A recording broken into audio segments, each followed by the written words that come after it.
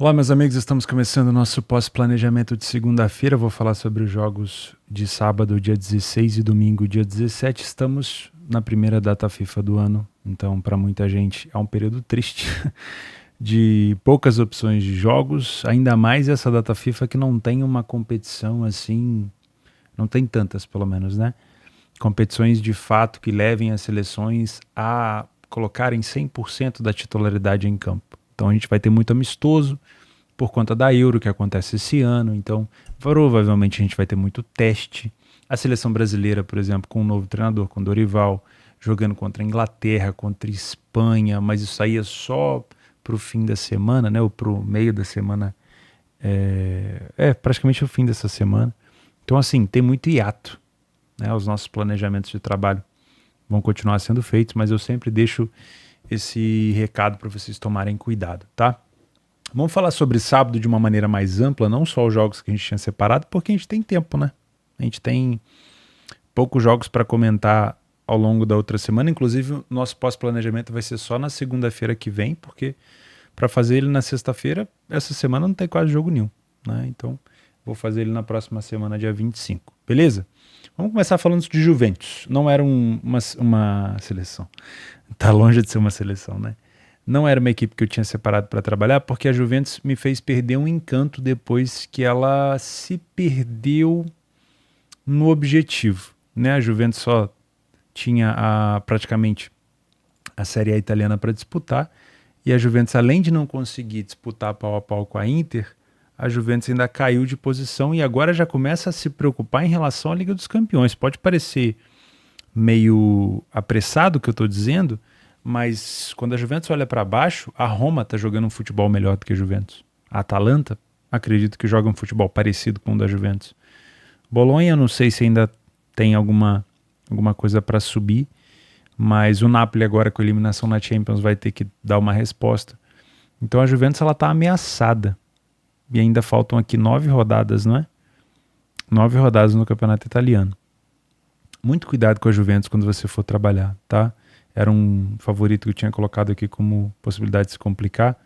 E de fato ainda não vai ter o do Sam Vlahovic para o jogo da volta. Conseguiu ser expulso com dois cartões amarelos aqui por reclamação. Na segunda divisão da Alemanha, uma goleada do Karlsruhe para cima do Magdeburg. O Magdeburg essa temporada está irreconhecível, né? Não vai cair, acho eu, mas está muito abaixo. O Hamburgo conseguiu mais uma vitória com o meu clone, né? O Steffen Baumgart, não sei nem se assim fala, Baumgart, o antigo treinador do Colônia, que usa aquela boinazinha. Conseguiu vencer mais uma agora com o Hamburgo, logo depois aquele vacilo contra o Wien Wiesbaden e colocou o Hamburgo ali de novo nessa possibilidade de classificação. Foi muito importante essa vitória porque o São Paulo venceu o Nuremberg fora de casa, o Kiel, se eu não me engano, venceu fora de casa também, e o Fortuna tinha conseguido golear o Osnabrück.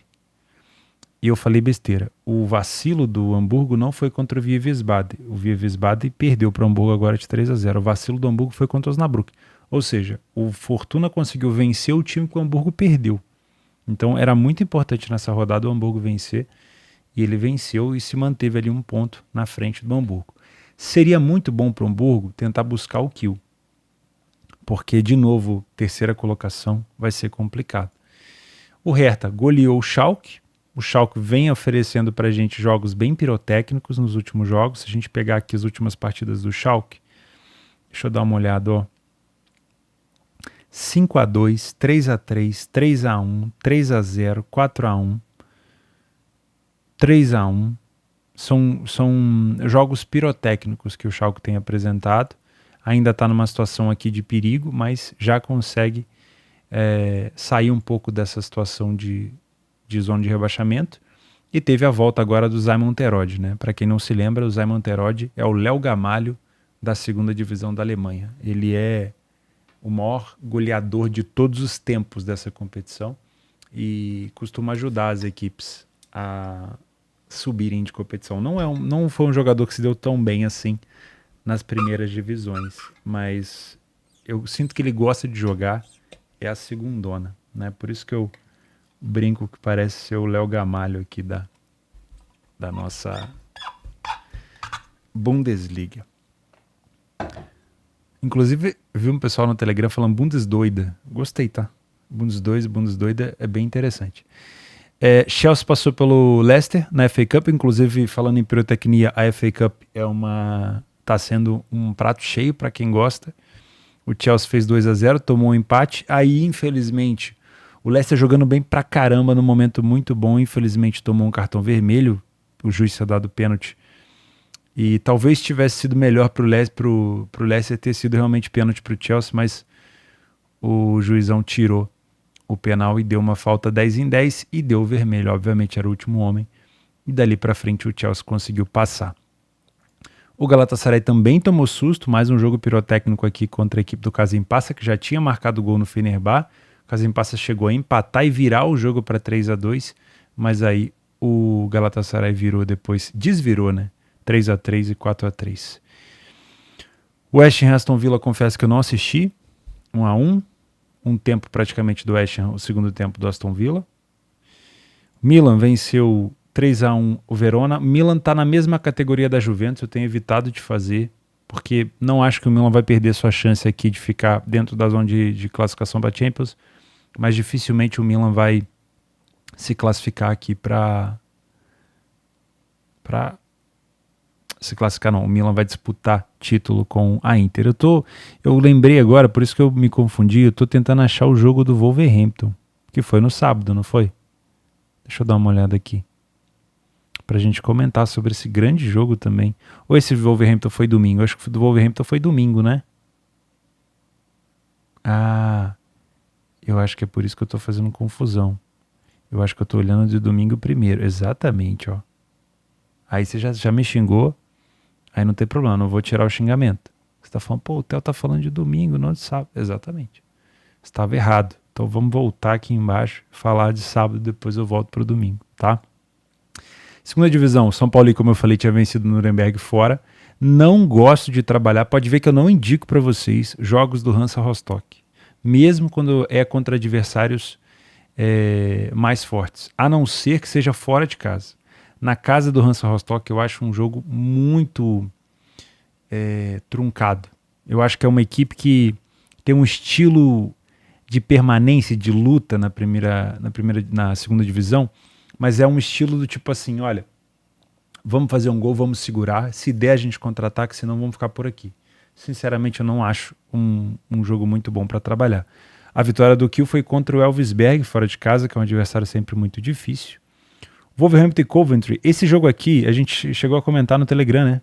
Se você não está no nosso Telegram do Clube de Membros, é só você acessar lá a página do canal para a página de benefícios e abrir a lista de benefícios para entrar por aqui. Eu cheguei a comentar, estava observando esse jogo, a oportunidade de trabalhar a favor, estava 1-0 para o Coventry, a oportunidade de trabalhar mais gols por aqui, ó. Vale ficar atento aos últimos minutos. O Wolverhampton está sendo eliminado, está se expondo em busca de recuperação, e aqui que é o problema, comete muitos erros defensivos na saída de jogo, né? Tem sido recorrente eu comentar com vocês alguns jogos para gols para tentar passar para vocês a minha visão do que eu gosto de trabalhar. E jogos assim eu adoro. Um jogo desempatado, ou seja, uma equipe em desvantagem, essa equipe em desvantagem saindo em busca da recuperação, ou seja, se expondo. A equipe que está em vantagem buscando contra-ataque. E a equipe que está em desvantagem com uma linha alta cometendo erros na saída de bola. Porque aí você tem não só a equipe na frente buscando uma criação de contra-ataque, mas também a possibilidade desse contra-ataque ser entregue, né? Do tipo, o Wolverhampton está construindo o jogo, né? A equipe que está atrás do placar, e ele erra um passe crucial que entrega no pé e aí forma um novo contra-ataque. Então não necessariamente começa um contra-ataque lá de trás. O contra-ataque pode acontecer ali no meio do campo mesmo, com aquela linha avançada. Foi a mesma coisa que a gente comentou aqui, ó. Olha a situação aqui do Freiburg. O Freiburg com 1, 2, 3, 4, 5, 6, 7, 8, 9 jogadores no campo ofensivo e a linha defensiva do Freiburg bem aqui, ó, no círculo do meio campo. Um erro de toque aqui, um erro na construção, você já automaticamente libera uma possibilidade de contra-ataque do Leverkusen. Então eu gosto muito de trabalhar esse cenário. principalmente para over limite, tá? Tem gente quando é mais cedo trabalha o over à frente para free betar. Não tem regra, até qual que é melhor? Não tem regra, vai do seu perfil. Faz planilha, vê o que você está ganhando mais, qual a odd melhor para você entrar. Qual odd que eu tenho que entrar? Depende, você está comprando tempo de jogo. Você está comprando quantos minutos? Eu estou comprando 30 minutos de exposição, estou comprando 20 minutos de exposição, estou comprando 15 minutos de exposição. Beleza, começa a trabalhar para você ver a sua taxa de acerto. Eu gosto de trabalhar faltando 25 minutos, porque aí não é nem tanto nem pouco, tá? E aí você começa a entrar no over limite. Se você começou a perceber que a sua taxa de acerto é boa, mas para você ter lucro você precisa de uma cotação um pouquinho maior, aí você aumenta um pouco, espera essa cotação subir um pouco mais. Tá bom? Tem vezes que em alguns jogos você não vai ter aquela cotação naquele momento, naqueles 25 minutos de exposição. Aí ou você espera um pouco, ou você não faz e espera um jogo que tem. Tá bom? Mas é bem legal trabalhar desse jeito. Pelo menos para mim dá muito resultado. E dos jogos que a gente comentou aqui tem dado resultado, né? Sempre que eu comento com você, pelo menos um golzinho tem saído. Isso não é, obviamente não é regra. Não é regra nenhuma. Prejuízo a gente toma todo dia. Vamos lá. Na minha ideia aqui do Wolverhampton, era um jogo para trabalhar gols depois do primeiro gol, né? O Wolverhampton esteve na frente. Aliás, o Wolverhampton chegou a estar na frente. Saiu atrás, virou o jogo aos 88. E aí, com erros de passe, erros na saída de bola, o time do Coventry fez um milagre ali, marcando nos últimos minutos, né? Aos 97 e aos 100 minutos de jogo. Darmstadt e Bayern. O Bayern de Munique acelerou muito, eu cheguei a estar a favor do Bayern nessa primeira aceleração. Fechei a minha posição porque o mercado começou a subir. Teve um primeiro sinal aqui, ó, do Darmstadt. Eu fechei minha posição. Daria para ter tomado esse gol.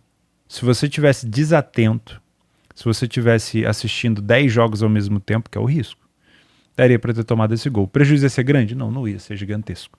Você ia ter que fechar provavelmente a posição. E aí o Bahia ia fazer um gol logo em seguida. Você ia ficar meio chateado. Faz parte. Mas se eu tivesse deixado, aí é da sua metodologia. Na minha, se eu tomo gol, eu tenho que fechar. Tá? O Bayern de Munique passou o carro no Darmstadt, como já era esperado. O Darmstadt caminhando de maneira bem veloz para a segunda divisão. Heidenheim e Gladbach 1-1. O Mainz venceu o Bochum. Essa derrota para o Bochum foi bem complexa e uma vitória muito importante para o Mainz.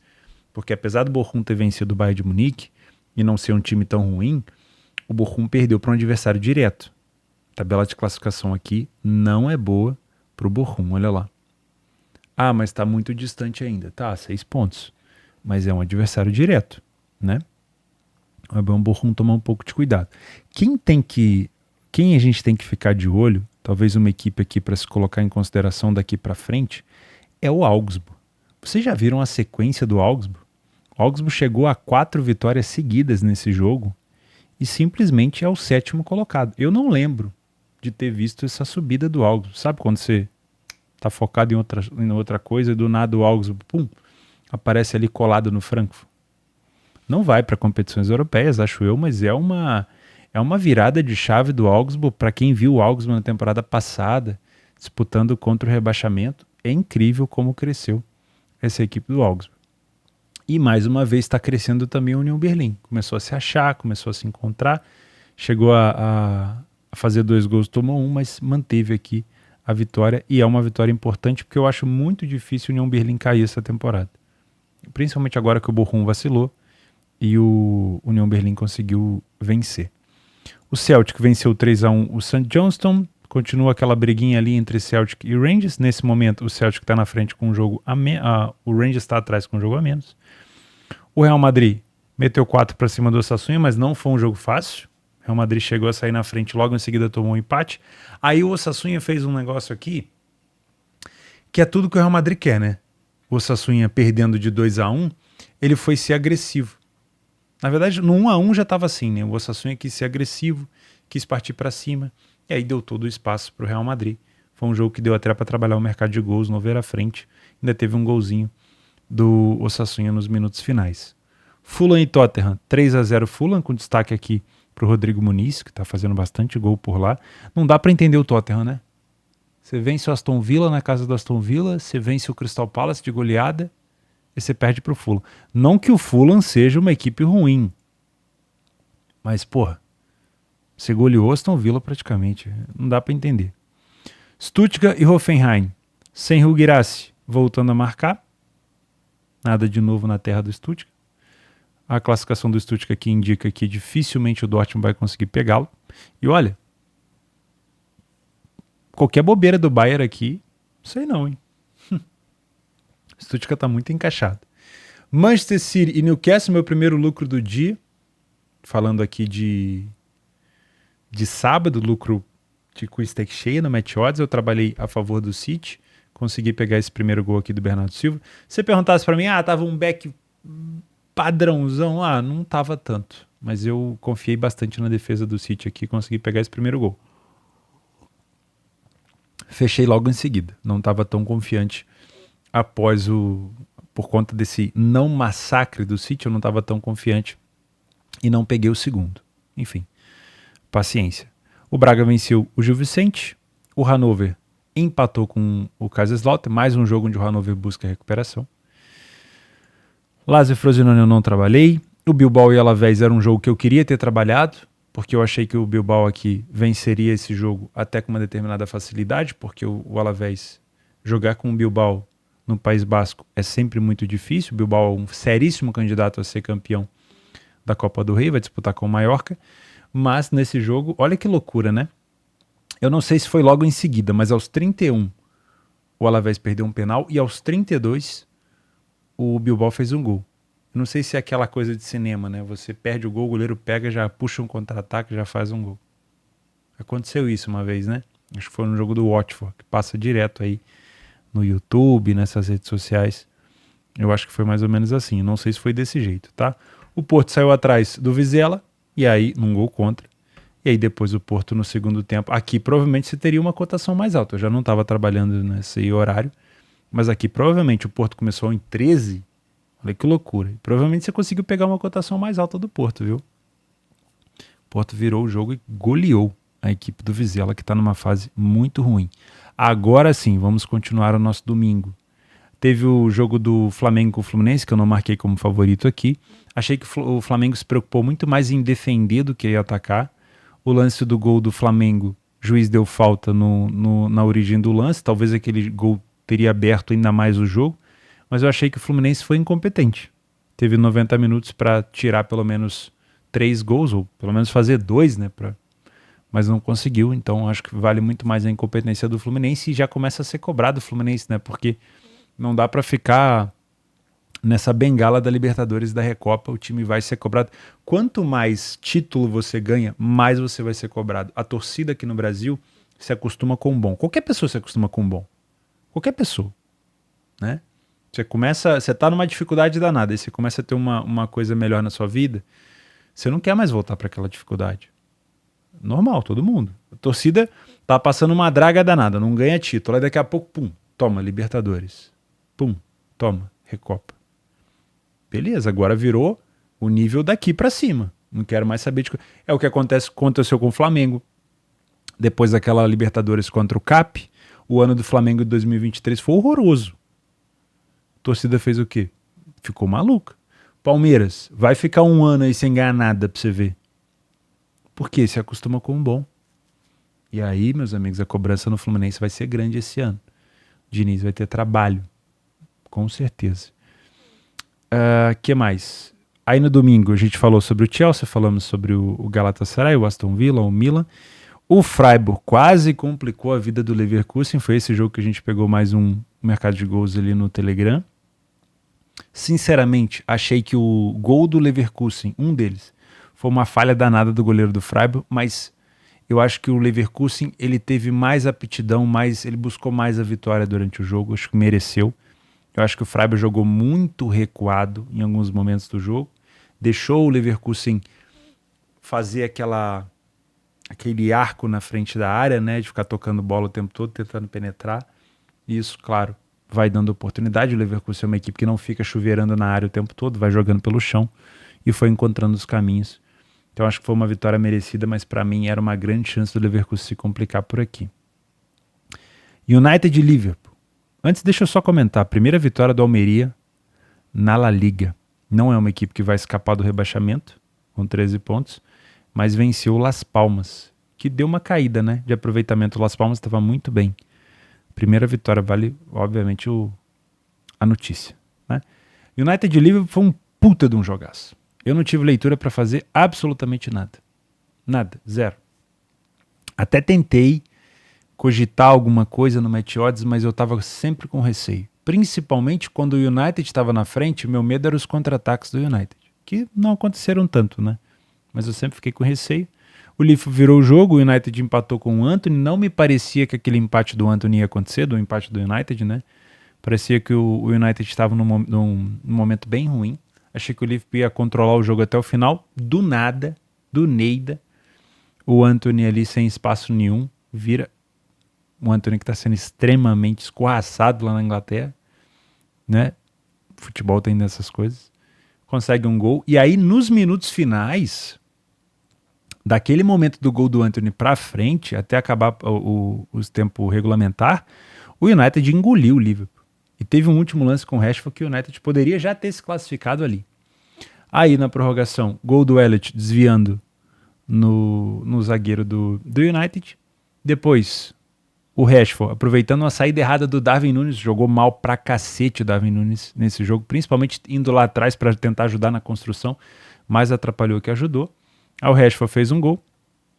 E aí, na prorrogação, no segundo tempo da prorrogação, o Liverpool subiu para cabecear uma bola. O Van Dijk pensou, vou de novo ser o herói, igual eu fui na final da Copa da Liga Inglesa, né? Só que aí sobrou uma bola e o United fez no finalzinho. E acabou com essa chance do Liverpool de levantar 4 taças. Agora só faltam 2, né? Europa League e Premier League. Vai tentar, só faltam 2 para tentar. Não necessariamente que vai conseguir. Dortmund e Frankfurt. Dortmund saiu atrás do placar, mas foi buscar. Olha, esse padrão do Dortmund aqui de aceleração foi passível de ser pego, tá? Só que os contra-ataques do Frankfurt, mesmo em jogadas anuladas, eram muito perigosos. As saídas do Frankfurt em contra-ataque não eram com vários jogadores, era geralmente com um só, mas eram perigosas. Mas tinha pelo menos um embasamento para tentar buscar alguma coisa aqui no Dortmund. Eu não busquei, tá? Eu fui cagão. Segundo tempo, gol do Hummels e depois no americano finalzinho, mais uma vitória do Dortmund. Talvez esse gol do Frankfurt tenha facilitado ainda mais para quem estava buscando uma odd mais alta para a vitória do Dortmund. É mais um jogo que o Dortmund cala minha boca, porque se complicou, mas descomplicou ao longo do jogo. Vem tendo resultados bons em seguidas, né? Já são 4 vitórias seguidas do Dortmund. Então, é um time para ficar de olho, mas ainda não saiu na minha lista de times cagões, sinceramente. Roma e Sassuolo, esperava muito mais em relação a gols. Eu acho que a Roma continua galgando a sua vaga para a Liga dos Campeões. Eu acho que esse ano vai. A Roma está jogando muito melhor que a Juventus, muito melhor que o Bolonha. Eu acho que esse ano vai. Vamos ver se nada de ruim acontecer com a Roma por aqui. Mas para quem esperava um jogo com gols, foi fraco. O Fenerbahçe parecia que não era um dia de complicação, né? Fez um primeiro tempo de almanac. Dava para ter pego esse primeiro gol aqui do Fenerbahçe, sendo bem sincero. Se fosse até com uma stake um pouco menor, daria.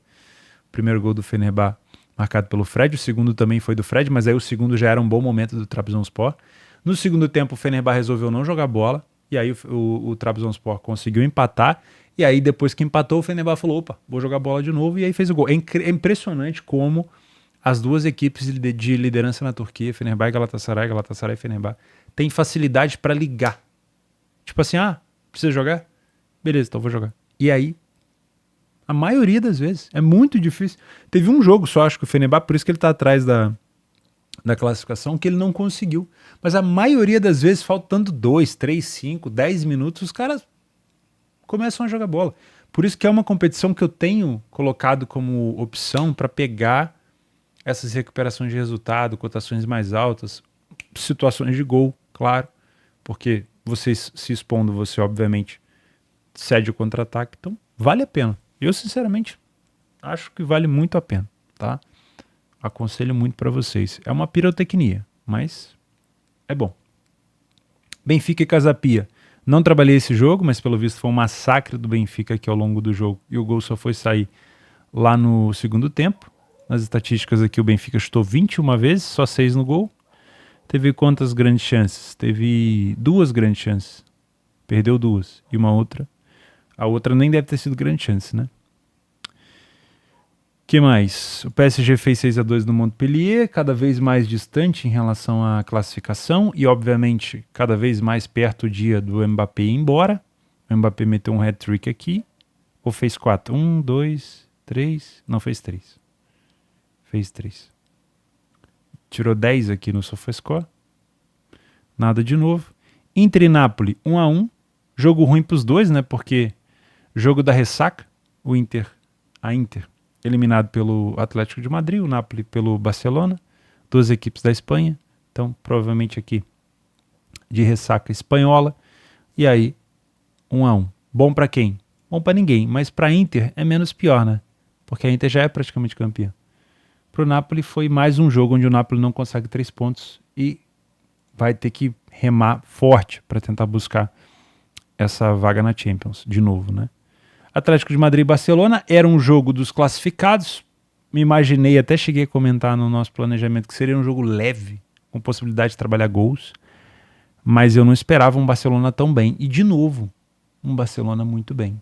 Será que está acontecendo, hein? Será que o Xavi vai voltar atrás e vai ficar na equipe? Chegou ao 10º jogo sem derrota, o time do Barcelona. Ah lá, hein? Sporting Boa Vista, show de quem? Show do Gyökeres. 10 de nota para ele também, marcou 3 gols. Victor Gyökeres, talvez um dos melhores atacantes em atividade no mundo. Muito provavelmente, quando o Sport vender esse rapaz, a gente vai ver o Gyökeres num grandíssimo clube e o Sporting botando muito dinheiro no bolso. Quando eu falo grandíssimo clube, obviamente, talvez ali um Real Madrid, um Liverpool, um United. Acho que é para esse calibre de clube que o Sporting vai vender o Gyökeres. O Sporting não vai vender o Gyökeres para um clube que vai pagar pouco por ele. Para mim, o Gyökeres hoje é top 3 ou 2 atacantes mundial, sinceramente. E tendo talvez um grandíssimo clube oferecendo uma grande quantia, eu acho que o Sporting vai acabar vendendo ele. E como vende bem os times portugueses, eu fico bobo de ver, cara. Eu acho que ele jogava no Coventry City, que eliminou ali o Wolverhampton, e agora tá no Sport. Dificilmente a gente não vai ver o Gyökeres num time aqui de, assim, top 3 times. Bayern de Munique, é que agora tem o Harry Kane, né? Real Madrid, Liverpool, United. Provavelmente é para ir que o Sporting, no caso, vendeu pro United, né? O Cristiano Ronaldo. Então, da relação ali é boa. Não sei não, se a gente não vê o Gyökeres ali num futuro breve. Meus amigos, acho que é isso do que a gente tinha combinado, do que a gente tinha conversado. Eu volto no dia 25, a gente até conversou bastante hoje. Espero que tenha sido uma semana boa, que você tenha aproveitado, porque essa próxima semana agora não inventa moda, tá? Olha, eu tô aqui há 12 anos, vou pro meu 13º ano. Eu posso até falar para vocês que a data FIFA é legal pra gente ver os jogos de seleções, principalmente quando tem competição Euro, que vai ter esse ano, Copa do Mundo, eliminatórias da Euro. São competições legais, mas o entorno, o conjunto data FIFA é uma merda. O conjunto data FIFA é uma merda. Porque quando a gente coloca aqui como programação, olha só, segunda-feira, olha os jogos de segunda-feira, que a gente já planejou. A Morebieta, o Crawley com o Stockport. Aí na terça-feira você tem Argentino Júnior, o Bradford contra o Nuts, que a gente também já comentou.